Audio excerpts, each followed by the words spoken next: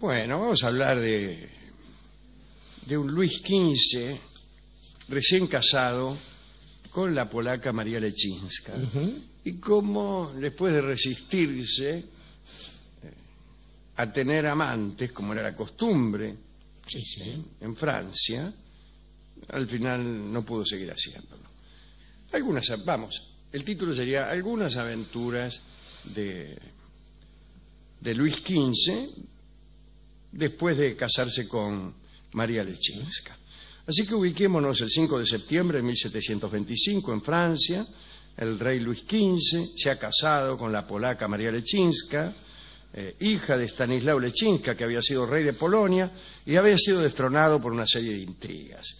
Vivía en Francia en una pobre y ruinosa mansión, si es que no parece un oxímoron, pobre y ruinosa mansión, pero me imagino que han traducido mansión por maison.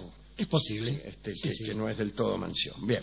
Durante 3 meses después del casorio, Luis XV y su esposa, la polaca María, vivieron en Fontainebleau en plena luna de miel. El rey parece que iba todas las noches al departamento de la reina, donde pasaba escandalosas madrugadas, llenaba de admiración a las damas de honor y a los pajes que espiaban, como podremos suponer, escondidos detrás de los tapices.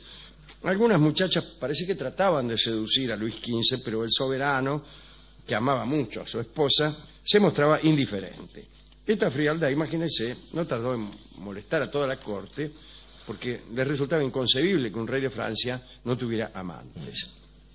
Algunos se esforzaban en empujar al rey Luis hacia ciertas muchachas de pupila viciosa, dice el cronista. ¿Qué tal? Un acierto, ¿eh? Sí. Lindo nombre para una revista, La Pupila Viciosa. Eso. Una revista erótica, desde claro. luego. Bueno, pero estas empresas, a saber, empujar al rey hacia las señoritas, fracasaban, ya que cuando alguien llamaba la atención del rey hacia alguna chica, Luis miraba con desprecio y aseguraba que la reina era la más hermosa. Hay que decir que también María, la polaquita, estaba muy enamorada de su marido. Una maravilla todo. Ahora, en la corte vivían 2 personajes que eran de temer. El duque de Borbón, primer ministro, y la amante del duque de Borbón, la señora de Prie. Como Luis y María, la pareja real, eran muy jóvenes, aquellos 2 personajes dominaban Francia. El primer ministro siempre ha tenido en Francia, cuando los reyes eran jóvenes, mucha influencia. O incluso a veces cuando los reyes eran muy perezosos, como en el caso de Luis XIII, ¿no? Famoso era el cardenal Richelieu por esto mismo. El caso es que el duque de Borbón y su amante se enriquecían de la manera más inescrupulosa. Sin ir más lejos, traficaban con el trigo, hacían disminuir el valor legal de la moneda para favorecer a Londres. Se les pagaba 40.000 libras esterlinas para que favorecieran la política inglesa y no la francesa. El duque de Borbón era bisnieto del gran Condé, el príncipe Condé, siempre era un Borbón, ¿no? Era, dice, desagradable de aspecto. Era tuerto, un poco jorobado y malvado, sin que esta última virtud tenga que ver con su aspecto, porque se puede ser malvado y sin embargo bien parecido, aunque hasta cierto punto, digo yo. En diciembre de 1725 la corte salió de Fontainebleau y fue a pasar el invierno a Versalles. Ahí la señora de Prie aprovechó esta situación para tener a María, la polaquita, a mano, bajo su poder. En verdad quería servirse de la reina para aumentar todavía más su influencia en el reino y para permitir a su amante traficar con mayores beneficios. Parece que aquel año el duque y su amante dejaron hambrientos a todos los franceses. En la Île-de-France el verano había sido lluvioso, el trigo escaseaba. Digo, es el departamento del centro de Francia que rodea a París, ¿no? Sí. Y en lugar de hacer venir trigo de otras regiones, el duque y su amante enviaban los granos a Inglaterra y había hambre en París y sus alrededores. Cuando las panaderías estuvieron vacías y el precio de la harina se triplicó, lanzaron al mercado el trigo que ellos tenían guardado y se ganaron 9 millones de libras, se ganaron. La reina, mientras tanto, sin conocer las intrigas, le brindaba a esta pareja de desalmados todo su apoyo. Pero vivía en la corte otro personaje también ambicioso, que conocía las estratagemas del ministro y su amante. Se trataba del cardenal de Fleury. El cardenal de Fleury era maestro del rey, había sido maestro del rey. Fleury era un hombre inteligente, íntegro y dotado de un sentido político muy fino. Lejos de ser un libertino, el cardenal era un hombre de costumbres austeras, con decirle que tenía solamente una querida. Desgraciadamente, el sistema educativo que había empleado con el rey dejaba mucho que desear. Lo único que le había enseñado al rey eran los juegos de naipes. Se pasaba enseñándole toda clase de escolazos y trucos de magia y de manejo de las cartas. Dicen las crónicas.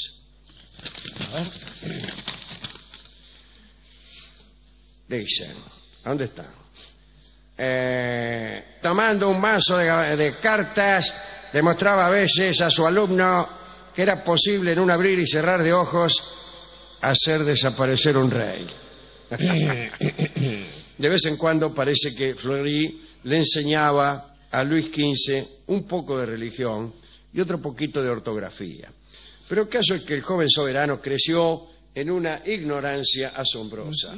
Había algunas cosas que no sabía, otras que ignoraba y algunas que ni siquiera sospechaba.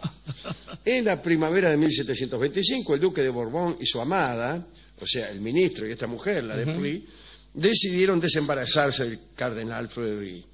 Les molestaba su presencia junto al rey y realmente era un peligro constante para ellos. Pero no pudieron. Le habían dicho a la reina María Lechínska, la polaquita, que le comentara al rey acerca de los vicios del cardenal. Pero Fleury interceptó a la tímida reina y con argumentos convincentes le contó acerca del tráfico de trigo y todas las demás barrabasadas que habían cometido estos dos sinvergüenzas. Y la reina obedeció las órdenes de Fleury y decidió no acercarse nunca más al círculo del duque de Borbón. Por consejo del cardenal, pronto toda la corte empezó a mirar mal a aquella parejita y al año siguiente la desgracia del primer ministro era completa. El rey, impulsado por Fleury, desterró a los dos a Normandía y la señora de Prie se suicidó al año siguiente. Tenía 29 años. El cardenal Fleury quedó prácticamente como primer ministro. No se le otorgó el título, pero manejaba a su antojo a Luis XV. El resultado de aquella inactividad del rey, digamos, fue el siguiente. Como no tenía nada que hacer, tuvo con María mellizas en 1727, una hija en 1728, al Delfín en 1729, el duque de Anjou en 1730, Madame Adelaida en 1732, Madame Victoria en 1733, Madame Sofía en 1734, Teresa Felicidad en 1736 y Luisa María en 1737. Como se ve, Luis continuaba profundamente enamorado de María, hasta que un día, en el transcurso de una cena, el rey levantó una copa y gritó: «Bebo a la salud de la desconocida». Y la desconocida era una joven dulce y encantadora que tenía un aspecto sensual y tobillos prometedores. ¿De qué manera puede prometer un tobillo? Bueno, si uno se pone a pensar, puede conjeturar que el tobillo promete pantorrillas, sí. Las pantorrillas prometen rodillas, las rodillas muslos, etcétera. Así que si uno sigue las promesas hasta el final, bien claro se ve lo que prometen los tobillos, o lo que prometían los tobillos de aquella desconocida, ¿no? Según los análisis históricos, la muchacha era juguetona, divertida y conocedora del arte de la voluptuosidad. Bueno, se llamaba la chica Luisa Julia de Meuilly. Era la hija mayor del barón de Nesle. Tenía la misma edad del rey, era muy joven, etcétera, etcétera, etcétera. Y bueno, Podríamos decir que fue Fleury quien llevó a aquella muchacha cerca del rey. Sabiendo que Luis XV tomaría más tarde o más temprano un amante, prefirió acelerar el asunto y meter en la cama real a una mujer incapaz de ponerlo en peligro a él y a sus manejos en la corte. Y además esperaba que la muchacha ocupase todo el tiempo libre del monarca para continuar él mismo dominando los asuntos de la nación, corte, claro. ¿no? Parece que Luis XV era muy tímido en su juventud. Cuando se gestó el primer encuentro, el rey la saludó con la cabeza a esta chica, no dijo una palabra y se fue completamente sonrojado a sus aposentos. El segundo encuentro fue casi burlesco, ¿no?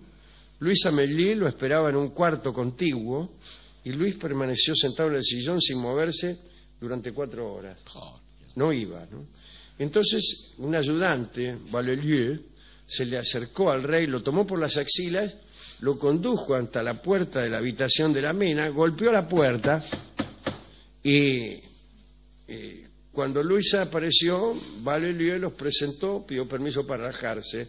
Bueno, en fin, a los pocos minutos se hicieron amantes. Sí. Las relaciones fueron secretas durante 3 años. Una noche de 1736, mientras Valelieu guiaba a la chica a los aposentos del rey, a ella se le salió el velo con el que se cubría la cara y 2 damas de la corte la vieron y la reconocieron y al día siguiente se había enterado todo el mundo, se enteró también la reina y la pena de María Leczinska fue inmensa. El rey pidió perdón, suplicó, no hubo respuesta, siguió suplicando hasta que al final no suplicó más. La reina estaba embarazada, se esperaba que el nacimiento reconciliara a los reyes, pero no hubo caso. Cuando le preguntaron a Luis cómo se iba a llamar, cómo se llamaría la niña que nació, respondió: Madame la última. Y así fue. El rey abandonó toda reserva y empezó a pasearse oficialmente con la señora Amélie, y esta era lo que esperaba Fleury, ¿no?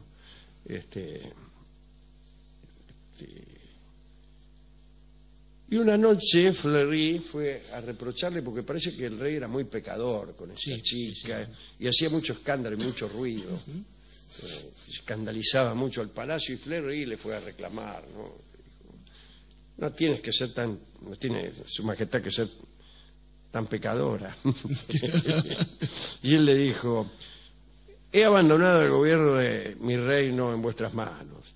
Espero que al menos me dejéis a mi amante. Pero tiene toda la razón. Ese es el Reinaldo que yo dijo que hagas con mi reino lo que quieras, déjame hacer amigo, mi amante. Bueno, el cardenal se fue, ¿no? Y así creció la autoridad de Fleury durante 6 años. A Luis no le fue muy bien con esta señora, se entregó a muchos excesos y empezó a adiestrarse en orgías. Cada tantos días le ordenaba presentarse para gabinetes. Ajá. Y esas invitaciones eran para participar en simpáticas orgías, ¿no? Preséntese para gabinetes. Y qué bueno, ¿no? Eso quería decir que había orgía. Al rey le gustaba Luis Amélie, pero le hacía regalos muy irrisorios, muy pequeños. Le daba un poco de dinero, pero muy poco. Andaba con la ropa remendada. Ella no se atrevía a reclamar nada. No era muy galante con ella. Bueno, la trataba prácticamente como un marido. Y encima Luis empezó a andar con otras. En 1738 la señora Amélie llamó a la corte a su hermana, Paulina Felicidad. Craso error. Luis XV la enamoró, se hicieron amantes. Un día de carnaval. Luis apareció junto a ella vestido de murciélago y ella de pastora. Extraordinario. Maravilloso. Después tuvo un hijo con Paulina, que tomó el nombre de Conde de Luc. Bueno, pues ella se murió, pero aparecieron otras hermanas. Laura, que fue la tercera. La cuarta hermana fue otra que era la mujer del marqués de Flacourt, también fue su amante. Y María Ana, que era viuda de la mujer de la Tournelle, fue la quinta. Bueno, eran demasiadas hermanas, pobre señora de Melí. Así que no le fue muy bien con el rey. Claro. Hacerse amante de alguien y que este alguien luego se haga amante de tu hermana es una desgracia. Es una verdadera desgracia. Pero además que estas hermanas sean 4. Y todas apetecibles, además. Sí, y que se haga amante de las 4, una atrás de la otra, bueno, es intolerable, señor. Un hombre de familia. Esto es lo que le pasó a la señora de Melí, que por otra parte, bueno, fue muy desgraciada y murió a los 41 años de edad después de entrar en un convento. Eso debería demostrarnos algo a nosotros, a saber que el adulterio, etcétera. Pero no. No, eso nos enseña que es curioso que algunos pueblos de Occidente, tan cercanos a nosotros, después de todo, puedan emparentar de manera tan natural la monarquía con el adulterio, pero que, llegado el caso de la democracia, condenen tan brutalmente el ejercicio del mismo adulterio. Sí. Realmente Este es el caso de los Estados Unidos. Justamente. Se condena el adulterio casi con brutalidad. Absolutamente. Además, haciendo invisibles el resto de los méritos que pueda tener un hombre de Estado, como tantos que han pasado por allí. Pero estaba pensando también que en el caso de esta dinastía, de estos muchachos Capeto, el anterior monarca, Luis XIV, había llegado a decir: el Estado soy yo. No, este mismo fue. Luis XIV. Luis XIV, que además supo pronosticar diluvios y cosas así. Pero si el Estado es él, si el Estado es el monarca, en realidad el que está cometiendo alguna forma de adulterio es el primer ministro, es el que se mete en las sábanas de esa relación, y es el caso de Fleury. Es raro también que Fleury haya pretendido una moral. Digo, a ver, cuando el deseo de los hombres no es tan amplio a veces como para garantizar cosas. Una vez cada tanto aparece Napoleón Bonaparte, que no solo siguió siendo apasionado por sus mujeres, sino que su pasión central era el Estado, y más que el Estado, era la Francia, la France éternelle. Estaba pensando, Alejandro, también... ¿Usted piensa que en realidad los hombres a los que el poder seduce no suelen ser amantes tan... Eso nos dice la historia, por lo menos, ¿no? Claro. Muy ocasionalmente, y esos tipos que ocasionalmente comparten ambas pasiones son maravillosos en general, no son tipos con esa capacidad. Pero además, más allá de la cosa moral que uno pueda ver, porque evidentemente un rey tiene algunas garantías para permitirse esas cosas, las tenía en aquellos tiempos, estaba pensando en esta idea que tampoco estaba del todo en Luis XIV. Esta idea, una cosa es ser el Estado y otra cosa es la patria. No pensaba en Inglaterra, por ejemplo, en esos años también, hacia 1600 y pico, la reina Elizabeth, la primera, se rodeó de gente que en algún momento podían garantizar ser patriotas. Les interesaba el bienestar del Estado y de la nación en sí misma, y convirtieron a esa isla mendicante en una gran potencia. No parece haber primado mucho de esto en estas gentes que, naturalmente, sabemos que 50 años después de todos estos episodios que narramos, vino la llamada Revolución Francesa, y que justamente, permitió que hoy en día estemos hablando de esta manera aquí, que reinventó el mundo de tantas formas. La cuestión, digo, es que el poder y el amor no suelen llevarse bien en los términos que nos enseña el romanticismo. Está bien, entonces usted dice que de algún modo la Revolución Francesa fue consecuencia de una degradación del apetito de poder producida por este beneplácito que incluso el pueblo sentía ante el fervor amoroso de casi todos los reyes. De todos esos reyes. De casi todos los reyes. Y que por eso, quizás en algún momento, aquellos que veían las cosas que pasaban en la corte y después iban a misa y se les mezclaba todo y se les confundía tanto. Curiosamente, el último de ellos no tenía ni fervor por el poder ni capacidad amatoria. Hasta no, lo operaron tarde, pobre hombre, un pequeño problema que tenía. Digo que entre la iglesia y la corte veían que había alguna cosa que no conjugaba del todo y pensaban, mientras rezaban, seguramente en años en que el culto de la Madre del Cristo había crecido bastante, que después de todo el amor y el poder, cada vez que uno se dedicaba a cantar uno, escuchaba del otro el eco de una vieja canción, y por eso terminaban diciendo: yo te saludo, María. Y dedicado a María Leczinska, en este caso, la pobre y bella esposa de Luis XV, escucharemos por Horacio Molina el tango María.